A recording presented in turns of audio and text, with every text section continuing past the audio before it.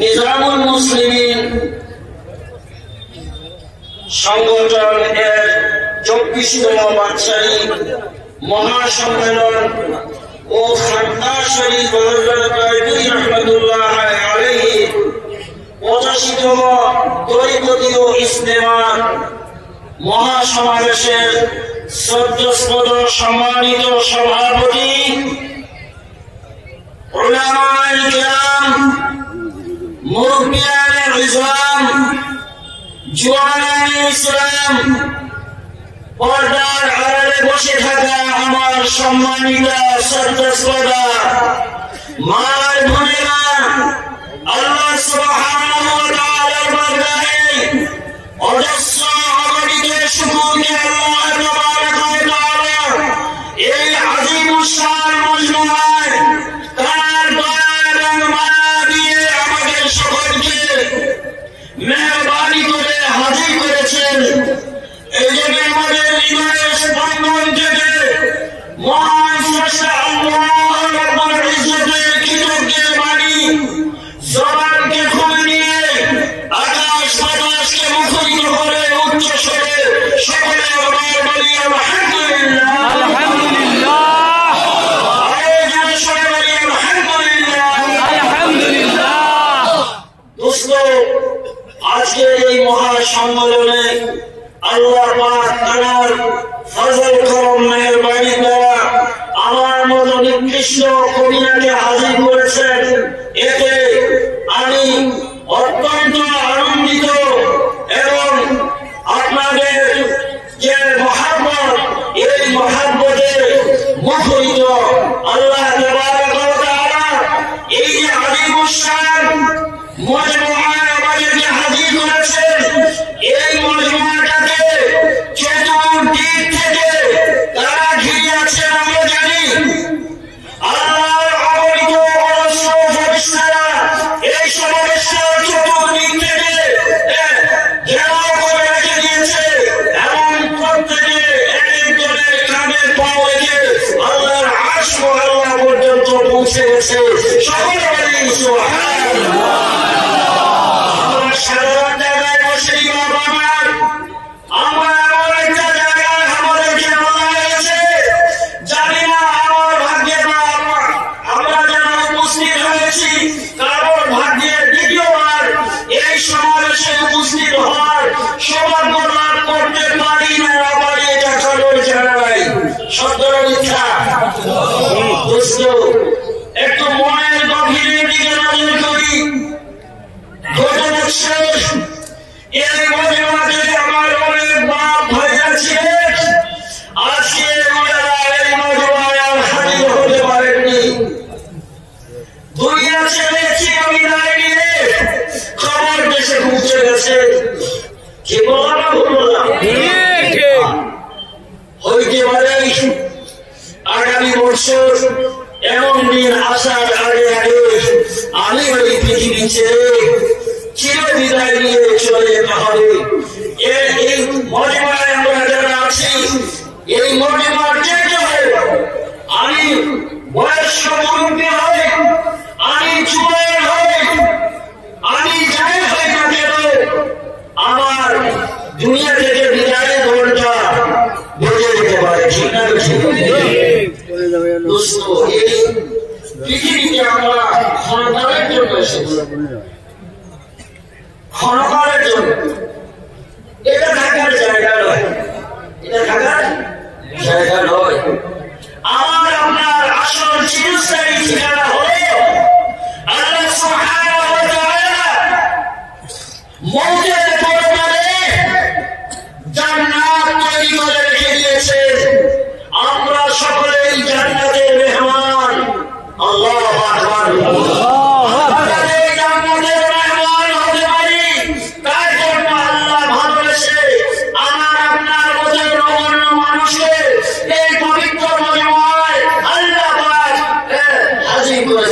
আলহামদুলিল্লাহ। আর শুকরিয়া আদায় করার যদি সারা জীবন আল্লাহকে সিজদা করে পড়ে থাকি, তাহলেও কি শুকর আদায় হবে না? এই জন্য দোস্ত, আমাদের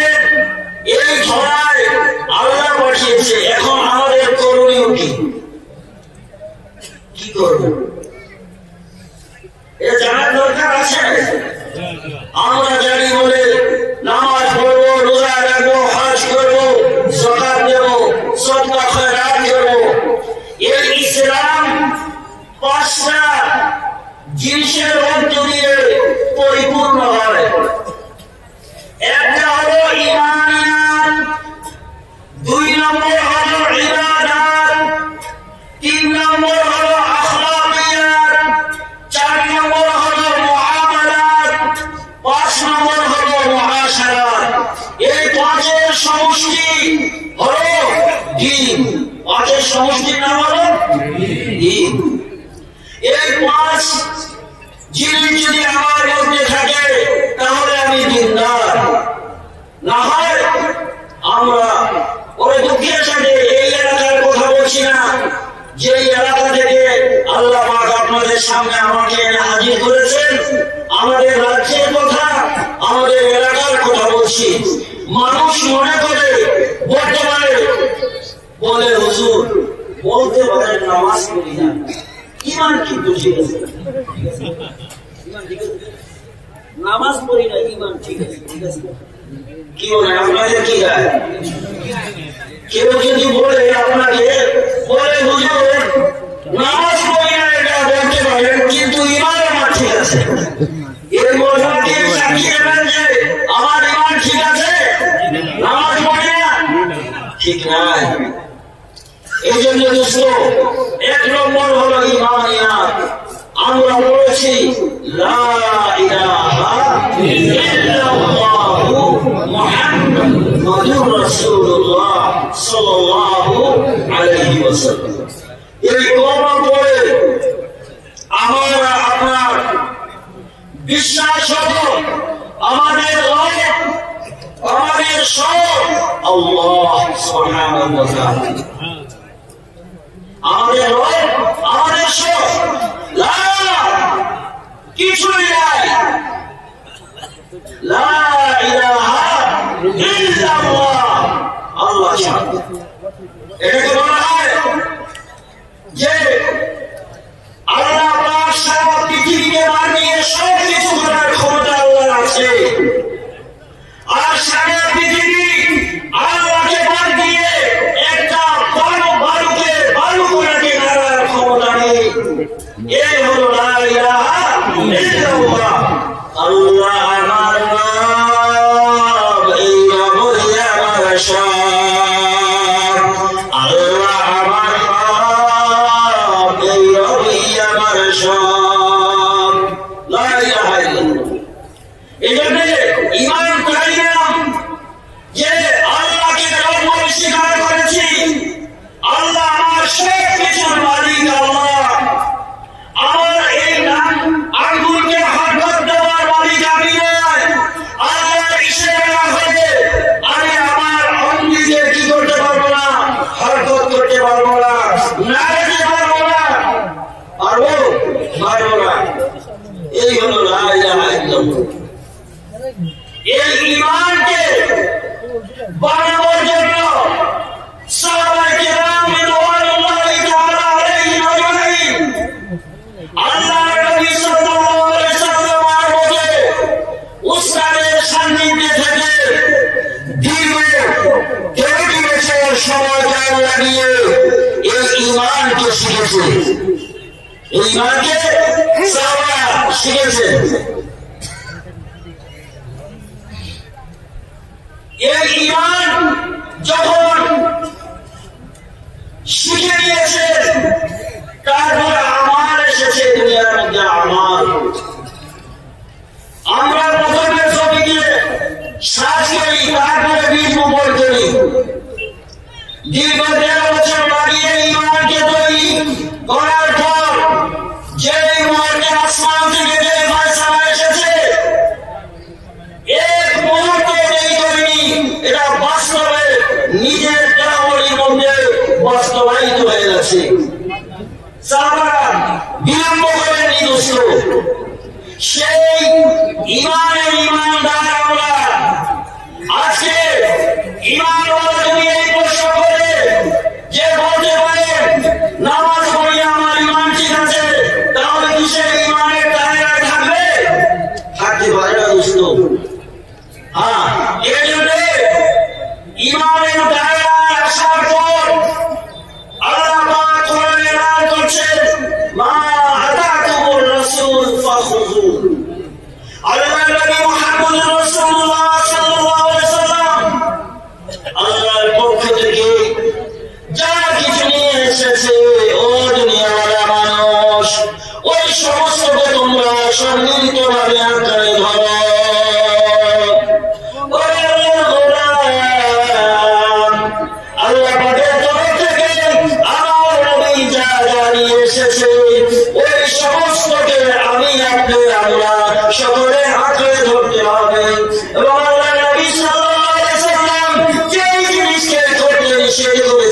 وما نهاكم عنه فانتهوا أجل جلسك نبي محمد رسول الله صلى الله عليه وسلم নিষেধ করেছে জীবন দিয়ে দিতে হবে তারপরে ওই জিনিসের পাশে যাওয়া যাবে না আজকে আমাকে আজকে আমরা মুসলমান এই মুসলমান জাতি আমরা নিজেদের ধ্বংসে দায়ী আমরা আমাদেরকে ধ্বংসের মুখোমুখি নিয়ে ফেলেছি আজকে আমার আমল নষ্ট হয়ে গেছে তার কারণে আজকে পৃথিবীর মধ্যে মুসলমান জাতি ফুটবলের মতো হয়ে গেছে একদল এদিক থেকে ওই দিকে চলে যায় আর একদল ওই দিক থেকে রাত্রে ওই দিকে চলে যায় কিভাবে লিখেছে যেই জাতি সারা পৃথিবীর খ্রিস্টান ইবাদত করেছিল যেই জাতি সারা পৃথিবীর খ্রিস্টান ইবাদত করেছিল ওই জাতি আজ নিজেরাই খ্রিস্টান থাকো কোথায় গেলে আমরা বাঁচবো কোথায় গেলে আমরা শান্তি পাবো কখনো এই দলে কখনো ওই দলে আমরা বলছি এজন্য দোস্ত আমাদের দরজা দেখছি আমাদের দ্বার দেখছি ওই দরজা ছাড়া এই পৃথিবীতে আমরা শান্তির মুখ দেখতে পারি আল্লাহ নবী সাল্লাল্লাহু আলাইহি ওয়াসাল্লাম যেই দ্বারের কথা আমাদের কাছে রেখে গিয়েছেন ওই দ্বার ছাড়া আমাদের মুক্তি আমাদের শান্তির বিকল্প আর কোন রাস্তা নেই আজকে মুসলমান আমরা গভীরভাবে চিন্তা করা দরকার আপনাদের আসাম এক ভাই বলল আমরা তো আসামে প্রায় 30% উপরে মুসলমান আমরা যে রাজ্যে বাস করছি ওই রাজ্যে মাত্র 8% মুসলমান আমরা আছি প্রায় 38 থেকে 39 লক্ষ মানুষের মাঝখানে আমরা স্বল্প কয়েকজন মুসলমান কি আপনাদের সামনে কোরআনের কথা বলবো এই মহাসমুদ্রকে সামনে রেখে আমার পেছনে যারা বসে আছেন ওনারা এক একজন মহাসমুদ্র বাহরের অনুম ওনাদের সামনে আমি যে কোরআনের আর হাদিসের আলোচনা করবো আমার কি আমি এই দেশের খোরাক আমি এই আসাম রাজ্যের খোরাক 10 বছর এই আসাম করিমগঞ্জের আমার বুনিয়াদ হলো এই আসাম এই আসামের খানা আমার পেটের মধ্যে পড়েছে এখন থেকে আল্লাহ পাক ভালোবেসে আমাকে দারুল উলুম দেওবন্দে নিয়েছে ওই জায়গায় আল্লাহ পাক রব্বুল আলামিন দয়া করে স্থান দিয়েছে যেটা বলতেছিলাম আমি তো আপনাদের থেকে এরকম ব্যক্তি রয়েছে কি খোঁজে কিছু আল্লাহ পাক যা দিয়েছে তা নিয়েছি আপনাদের সামনে ওনাদের সামনে কি কথা আমি বলবো এরপরে যেহেতু আপনারা মহব্বত করে আমাকে দেখেছেন আসলে আমি যে লিংলেটের মধ্যে দেখলাম আলী মোহাম্মদ শফিকুর রহমান সাহেব আমার নাম শফিকুর রহমান নয় আমার নাম মোহাম্মদ শফিকুল ইসলাম যে কোনো মিস্টেকের কারণে হয়তো আল্লাহ পাক ফয়সালা আসমানে করে নিয়েছেন এজন্য আমাকে এই জায়গার মধ্যে আল্লাহ এনেছেন বারবার যেটা আমি বলতেছিলাম আজকে ঈমান যে একটা শিখার বস্তু ঈমানটাকে আপনাকে শিখতে হবে আমরা মনে করি আমরা সবাই নতুন ঈমান শিখে নিয়েছি লা ইলাহা ইল্লাল্লাহ মুহাম্মাদুর রাসূলুল্লাহ এটা আলফাজে ঈমান ঈমানের আলফাজ এটা হলো ঈমানের বাক্য এর ভিতরে একটা হাকিকত আছে যেটা সাহাবারা মেহনত করে নিজের ভেতরে প্রতিষ্ঠিত করেছিলেন যখন নিজের ভেতরে ওই ঈমানি পাওয়ার প্রতিষ্ঠিত করেছিলেন সাহাবায়ে কেরাম রাদিয়াল্লাহু তাআলা আলাইহিম আজমাইন আমরা ওলামাদের কাছে অবশ্যই শুনেছি যে জঙ্গে বদর ইসলামের সর্বপ্রথম জিহাদ এই জিহাদে মুসলমানের সংখ্যা ছিল মাত্র 313 জন এই 313 জন হাজারের উপরে কাফিলা অস্ত্র সজ্জিত কাফেলার উপরে আল্লাহ পাক জয়যুক্ত করেছিল কি ছিল সেই পাওয়ার কি ছিল সেই শক্তি এই শক্তি ছিল ঈমানের শক্তি ঈমানের বলে বলি আমরা শক্তিমান হয়ে সাহাবারা যখন মোকাবেলায় নেমেছিল, আল্লাহ সুবহানাহু ওয়া তাআলা আসমান থেকে ফেরেশতার জামাতকে জমিনের মধ্যে অবতরণ ঘটিয়ে 70 জন কুফারকে হত্যা করা হয়েছিল আর 70 জনকে অ্যারেস্ট করে নিয়ে যাওয়া হয়েছিল। দোস্ত, আজকে আমরা কত দোয়া করছি, বুজুর্গরা আমাদের জন্য কত কাঁদছে, কত পেরেশান, ঘুম হারাম করে আমাদের জন্য চেষ্টা করছে, এরপরে কেন আমাদের এই দুরবস্থা? একটাই মাত্র কারণ, আজকে ইমানের হাকিকত থেকে আমরা দূরে চলে গেছি, যার কারণে আমাদের এই বিপর্যয় বিশ্বব্যাপী নেমেছে। এই বিপর্যয়কে প্রতিহত করার জন্য একটাই রাস্তা, যে রাস্তার সন্ধান আল্লাহর নবী মুহাম্মদুর রাসূলুল্লাহ সাল্লাল্লাহু আলাইহি ওয়াসাল্লাম হাদিসে পাকের মধ্যে বলেছেন, তারাকতু ফীকুম আমরাইন কিতাবাল্লাহ ওয়া সুন্নাত রাসূলিহি সাল্লাল্লাহু আলাইহি ওয়াসাল্লাম। আমি তোমাদের কাছে দুটো জিনিস রেখে আর মুহাম্মদুর রাসূলুল্লাহ সাল্লাল্লাহু আলাইহি ওয়াসাল্লাম বিদায় নিয়ে যাচ্ছি। একটা হলো আল্লাহর কিতাব কোরআন, আল্লাহর কিতাব কোরআন, আর একটা হলো আমি মুহাম্মদুর রাসূলুল্লাহ সাল্লাল্লাহু আলাইহি ওয়াসাল্লামের সুন্নাহ। এই মজমায় এরকম নামাজি ভাই বহুত আছি আমরা, যাদের চেহারায় দাঁড়িয়ে, অথচ এই দাঁড়িয়ে রাখাটা শুধু সুন্নাত নয়, সাহাবা ইসলাম কত বড় গুরুত্ব। এই দাঁড়িয়ে রাখাকে বাস কিতাবের মধ্যে একথা লিখেছে ওয়াজিব, দাঁড়িয়ে রাখা ওয়াজিব।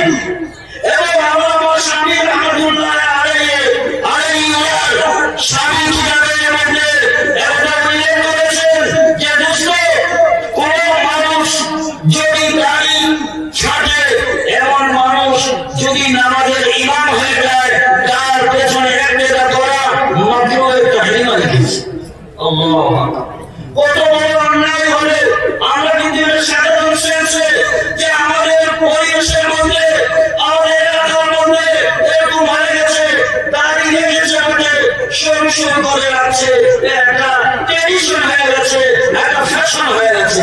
ফ্যাশনের দাড়ির কথা আল্লাহর নবী সাল্লাল্লাহু আলাইহি ওয়াসাল্লাম বলেন। সুন্নাতকে আমরা ধরতে হবে, সুন্নাত যতটুকু সুন্নাত ততটুকু সুন্নাত আমার মধ্যে কি করতে হবে? বাস্তবায়ন করতে হবে। এরকম এক সুন্নাত নয়, হাজার সুন্নাত।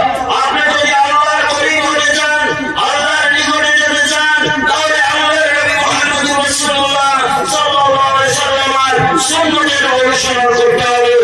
আল্লাহর নবীর চলার সুন্নাত আছে, আল্লাহর নবীর বলার সুন্নাত আছে, আল্লাহর নবী ঘরে প্রবেশের সুন্নাত আছে, আল্লাহর নবী মার্কেটিং করার সুন্নাত আছে, আল্লাহর নবী ব্যবসা করার সুন্নাত আছে, আল্লাহর নবী বিবাহ করার সুন্নাত আছে। আল্লাহর নবী সাল্লাল্লাহু আলাইহি ওয়াসাল্লাম সমস্ত জীবনটা হলো সুন্নাত। এই সব সুন্নাত যে যত বেশি সুন্নাতের আমির হবে, সুন্নাতের জিন্দেগিতে পাওয়া যাবে। হতে পারে আমি কোরআন হাদিসের যত সামান্য ইলম আমি শিখেছি, যদি দেখা যায় একজন দোকানদার হয়, উনি সাধারণ মানুষ, আম মানুষ, ওনার মধ্যে তালাশ করে দেখা গেল একটা সুন্নত বেশি আছে, কিতাবে লিখেছে উনি 1 ডিগ্রি আমার থেকে বড় ওলি। সুন্নত ছাড়া ওলি হওয়া যায় না। যত বেশি সুন্নতের দাবিদারি আমরা করব, আল্লাহর নবী সাল্লাল্লাহু আলাইহি ওয়াসাল্লামের তত আল্লাহর কাছাকাছি আমরা যেতে পারবো। এই সুন্নতকে বাদ দিয়ে আমরা যতই চেষ্টা করি না কেন, আমাদের এলাকায় আছে মাই ফ্যাশন, আপনাদের এলাকায় আছে না জানি না, দস্তরখানের আমল। একদিন বহু আল্লাহওয়ালা আমার মাদ্রাসার বাৎসরিক জলসায় উনি 50 বছর যাবত বুখারী শরীফের দর্শ দিয়েছেন। এরকম ব্যক্তিত্বের সামনে দস্তরখানা লাগিয়ে যখন আমরা নাস্তা পেশ করতে যাচ্ছিলাম, উনি দস্তরখানাটাকে ছেড়ে দিয়েছেন। আর